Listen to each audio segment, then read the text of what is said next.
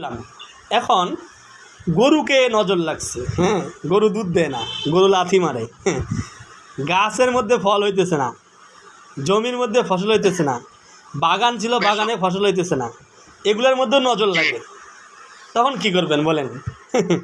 গরু গোলাম চলে যায়, গরু বিয়া করে দুধ দেয় না। হ্যাঁ, হঠাৎ করে গরু ধরেন যে দুধ দিতে দিতে দুধ দিচ্ছে না, হ্যাঁ, গরু ভালো থাকতে থাকতে মানে গরুর সমস্যা হয়েছে, ভালো গরুটার সমস্যা হয়ে গেছে, হ্যাঁ, যে সমস্যাগুলো আপনার ধরেন যে চিকিৎসা করে ভালো হচ্ছে না, এদিকে নজর লাগে। এখন গরুকে নজর লাগছে, গাছে নজর লাগছে, বাগানে নজর লাগছে, ব্যবসা প্রতিষ্ঠানে নজর লাগছে, হ্যাঁ, এটা চিকিৎসা কীভাবে করবেন এটা জানা দরকার আছে না নাই বলেন? আছে জি, হ্যাঁ আছে জি। নাকি এটা বাদ দিব, গরু ছাগল বাদ? না না না, আমাদের দাদা লাগে। মানুষের চিকিৎসা বাদ দিয়ে গরু ছাগলের চিকিৎসা কী করবেন, বাদ দেন। আচ্ছা শুনেন, যদি কোনো গরুকে নজর লাগে, আগে গরু ছাগল প্রাণীর নজরগুলো বলি।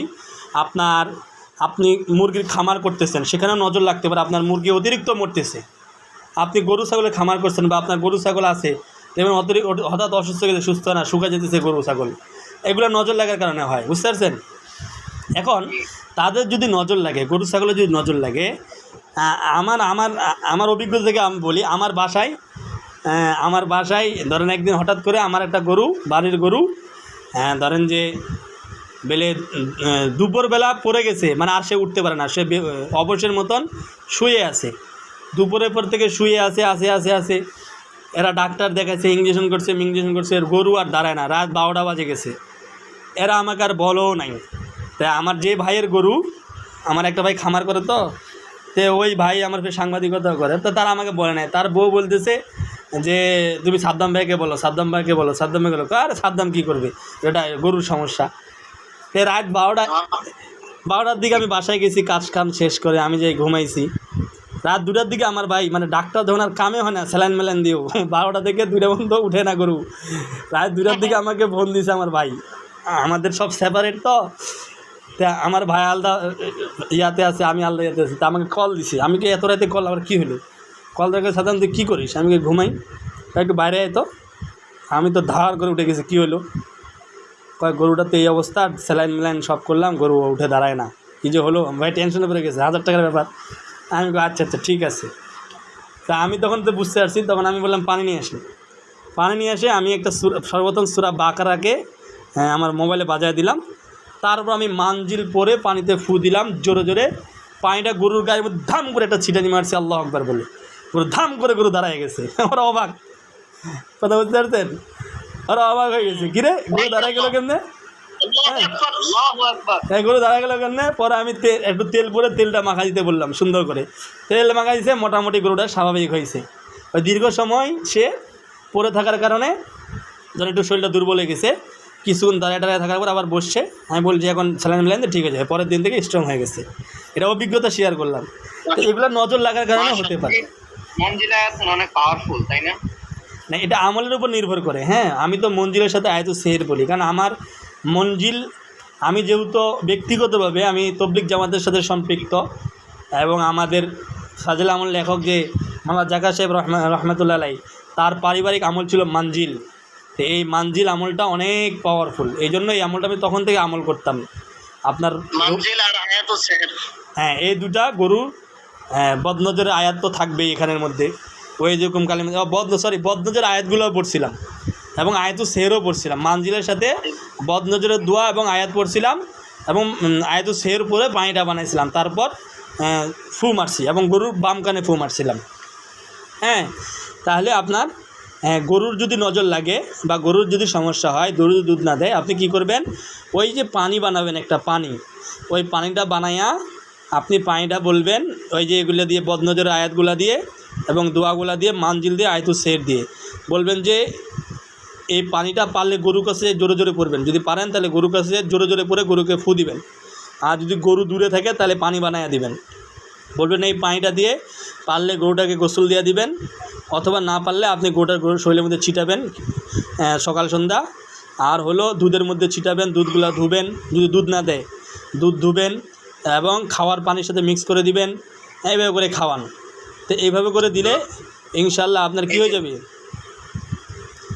হুজুর আপনি যে বললেন মানজিল, আয়াতুস সেহের আর বদনজরের দোয়া, এগুলো নাকি? হ্যাঁ হ্যাঁ, এই তিনটা, মানজিল, বদনজর এবং আয়াতুস সেহের, হ্যাঁ এই তিনটা আপনি পরে দিবেন। আপনার ধরেন যে ইয়া করে দিবেন, এই যে পরে পানি বানায় দিবেন, বা তাকে বলবেন ভুসি আনতে। ভুসি আপনি যান তার বাড়িতে, তাহলে গরুর যে খাদ্যগুলো আছে, খুদি, ভুসি, হ্যাঁ এগুলোর মধ্যে ফু দিয়ে দিবেন, পানিতেও ফু দিয়ে দিবেন, এগুলো খাইলে ক্লিয়ার হয়ে যাবে। এবং বলবেন যে সূরা বাকারা, গরু যেই ঘরে থাকে ওই ঘরে সূরা বাকারা বাজাতে বলবেন, তাহলে নজর কেটে যাবে। বুঝতে পারছেন? মারহাবা। জি। তাহলে এটা গেলো গরু। এটা কি গেলো? গরু ছাগল গেলো। ওই খামারের ক্ষেত্রেও সেম এভাবে বলবেন। খামারের ক্ষেত্রেও ওই যে খাবারের মধ্যে আপনার ওই যে খামারে যে খাবার খায়, ফিড টিট, এগুলোর মধ্যে পুরো ফু দিয়ে দিবেন।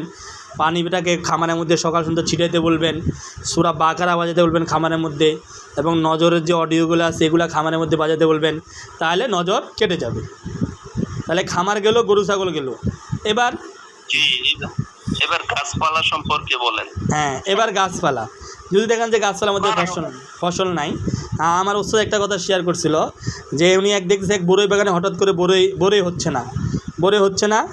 পরে উনি নিয়ামতপ্রাপ্ত একটু চেক করছিল যে কী সমস্যা। পরে দেখলো এক সাপ জিন লাগায় রাখছে ওই বাগানের পিছনে। ওই সাপ জিনটা নজর করে, ওই সাপ জিনটা কী করে? নজর করে।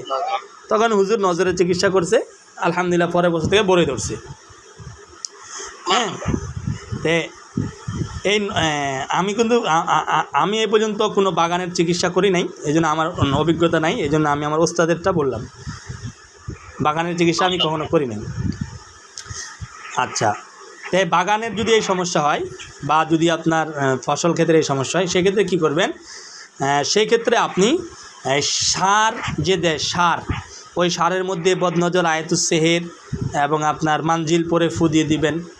এবং আপনার হলো ওই কি বলে ওইটাকে, পানিটা বানিয়ে দিবেন। পানিটা তার গাছের মধ্যে স্প্রে করতে বলবেন। গাছের যে জমিনের মধ্যে আছে জমিনের মধ্যে স্প্রে করতে বলবেন, পুরো জমি স্প্রে করবে, কয়েকদিন লাগাতার করবে।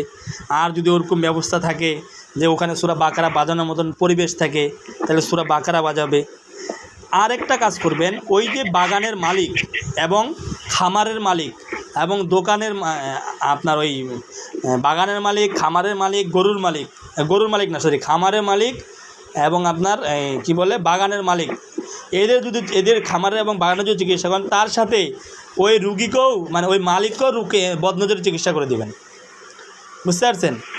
তাকেও চিকিৎসা করে দিবেন, তাকেও চিকিৎসা দিবেন। শুধু খামারে চিকিৎসা করলে হবে না, তাকেও চিকিৎসা করে দিবেন। এবং শুধু বাগানের চিকিৎসার সাথে সাথে তাকেও চিকিৎসা, মালিককে চিকিৎসা করে দিবেন। বুঝতে পারছেন? কারণ তার সাথে মালিকেরও সমস্যা হবে, কারণ মালিকের নাম দিয়েই তো ওটার উপরে ক্ষতি করে। বা এমনিতেও যদি নজর লাগতে পারে না আগে, কিন্তু মালিকের উপরে একটা তাসির পড়ে, ক্ষতির মাধ্যমে নজর লাগে। আবার এমনি মানুষ হিংসাতেও নজর দেয়, হিংসাতেও নজর লাগে। ওই আমাদের এলাকায় একটা কথা আছে যে যদি মানে আমাদের বাসায় পেয়ারা গাছ ছিল, তো ছোটোবেলায় দেখতাম আমার আম্মা, আমাদের পেয়ারা কেজি পেয়ারা ছিল, ওখানে পোকা ধরতো। তো আমার আম্মা কইছিল যে তুই সুদ করে নাম লেখে গাছের মধ্যে টাঙ্গায় দে। তা আমি সুদ করে নাম লেখে গাছের মধ্যে টাঙ্গায় দিছি, ধরেন যে পোকা কমে গেছে। তা আমি এটা নিয়ে পরবর্তী যখন বুঝছি, তখন আমি এটা নিয়ে গবেষণা শুরু করলাম যে সুদ করে নাম টাঙ্গা দেওয়ার কারণে পোকাটা কমলো কেন। আমি যখন চিকিৎসা নিয়ে গবেষণা শুরু করলাম, হ্যাঁ, তখন আমি এটা গবেষণা, তখন দেখলাম হাদিস মেলায় যে সুদকর আল্লাহর সাথে যুদ্ধ ঘোষণা দেয়। তো এই যুদ্ধ ঘোষণাকে পোকারাও ঘৃণা করে, এর নামটাকে ওই পোকাও ঘৃণা করতেছে, এই জন্য পোকাও ওই গাছের মধ্যে আর আসে না। কত নিকৃষ্ট সুদকর। আমি এটা গবেষণাতে পাইছি আর কি। আমি এটা নিয়ে আমি এগুলো গবেষণা করি, যে কোনো জিনিস হলে যেটা কারণটা কী। তো যাই হোক, তাহলে এখন ব্যবসা আপনার বাগানে যদি আপনার এই সমস্যা হয় এবং সমস্যা হয়, তাহলে এইভাবে করে করবেন। এখন কারো ব্যবসা প্রতিষ্ঠানের সমস্যা হয়েছে, ব্যবসার সমস্যা হয়েছে, সেই ক্ষেত্রে জমির ক্ষেত্র, ওই যে জাহির ভাই আপনি যে বলছেন জমির বিষয়টা, আপনার জমিতেও সেম এভাবে করে পানি ছিটিয়ে দিবেন। হ্যাঁ, এবং আপনি বদনজর রুকিয়া করবেন। বুঝতে পারছেন? বদনজর রুকিয়া করবেন। জমি বাগান এগুলো সাধারণত দুইভাবে নষ্ট হয়। জমি বাগান খামার দুইভাবে নষ্ট হয়, মনে দেবেন। একটা হলো যে মানুষ হিংসা করে নজর দিছে, এই কারণে নষ্ট হয়। আরেকটা হলো জাদু করে কিছু জিন্নাত লাগায় রাখছে যারা শুধু বদনজর দেয়, এই কারণে নষ্ট হয়। ঠিক আছে, গাছের উপরে বা আপনার গাছের উপরে, খামারের উপরে, গরুর উপরে কখনো জাদু করে না, বুঝতে পারছেন, জিন চালান করে না। এগুলার ক্ষতি করে মূলত নজরের দ্বারা। হয় মানুষের হাসাদ লাগছে, হিংসা লাগছে, নহয় কেউ শয়তানি করে খারাপ জিন্নাত লাগাই দিছে ওগুলোতে নজর করার জন্য, বুঝতে পারছেন। নজর করে নষ্ট করে। তো এই ক্ষেত্রে আপনারা সেখানে পানি ছিটিয়ে দিবেন। এই জন্য তো আয়াতুস সেহরও পড়তে বলি, কারণ যদি সেহরও থাকে তাহলে সেহরটা ধ্বংস হয়ে যাবে। হ্যাঁ, বাগানের ক্ষেত্রে, ব্যবসা বাগানের ক্ষেত্রে।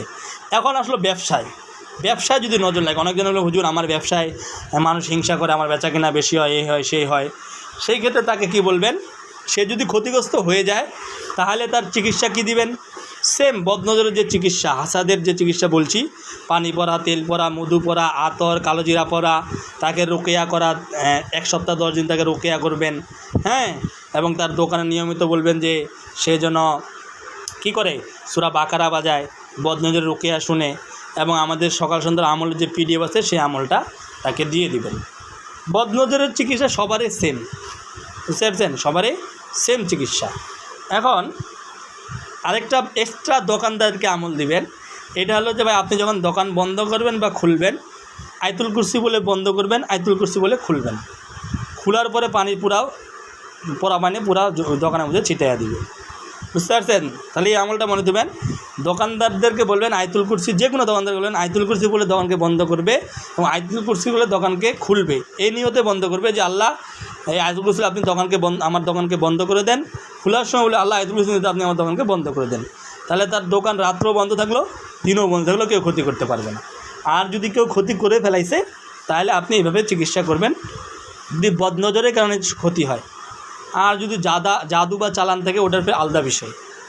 কিন্তু বদনজরের কারণে যদি ক্ষতি হয়, হিংসা হাসাদের কারণে যদি ক্ষতি হয়, তাহলে এটা বলবেন। আর কেউ যদি বলে হুজুর আমাকে হিংসা করে, হাসাদ করে, আমি কি করব, তাকে বলবেন আমাদের যে সকাল সন্ধ্যার অ্যাপসের আমল আছে এটা পড়তে, অথবা আমি যে বদনজরের দোয়াগুলা বলছি এই দোয়াগুলা সেই জন্য বেশি বেশি পড়ে, তাহলে ইনশাল্লাহ তার কেউ হিংসা করলেও কাজ লাগবে না। কথা কি বুঝতে পারছেন? হুম,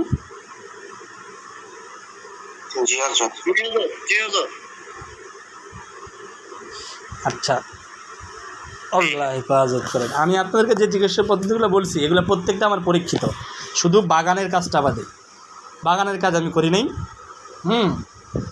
বাগানের কাজ করি না, ব্যবসা প্রতিষ্ঠানের কাজ করছি, অনেক কাজ করছি, কিন্তু বাগানের কাজ আমি কখনো করি না। বাকি যেগুলো বলছি ওগুলো সব আমার অভিজ্ঞতা থেকে, এবং প্রত্যেকটা পয়েন্ট টু পয়েন্ট বলছি। আমার মনে হয় না কেউ আপনাদেরকে পয়েন্ট টু পয়েন্ট বলবে, কারণ সবাই বেশিরভাগ চিকিৎসকরা PDF দেখে রোকেয়া করে, বুঝছেন। পয়েন্ট টু পয়েন্ট আমার মনে হয় না কেউ আলোচনা করে এইভাবে খোলাসা করে, মানে আমি যতজনকে জানি এদের ভিতরে পাই নাই। আচ্ছা, তাহলে এইভাবে করে আপনারা ছোট বাচ্চার এবং বড় মানুষের চিকিৎসা করবেন। কথা বুঝতে পারছেন?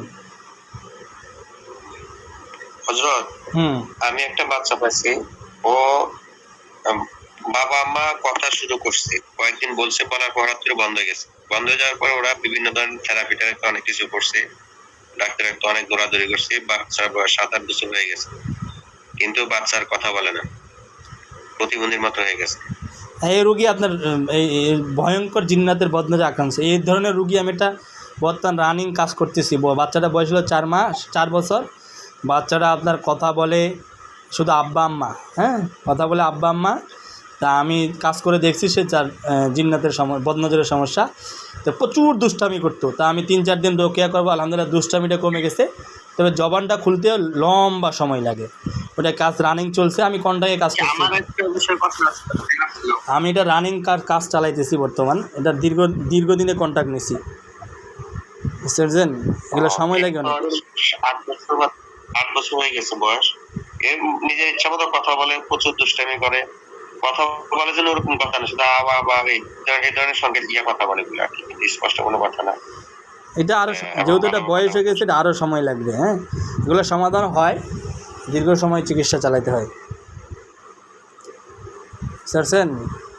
তাহলে নজরের বিষয়, যে বিষয়গুলো সেক্টরগুলো থাকে, সব সেক্টরগুলো আমি আলোচনা করছি। এখন এই সেক্টর নিয়ে আপনাদের কারো কোনো প্রশ্ন থাকলে করতে পারেন।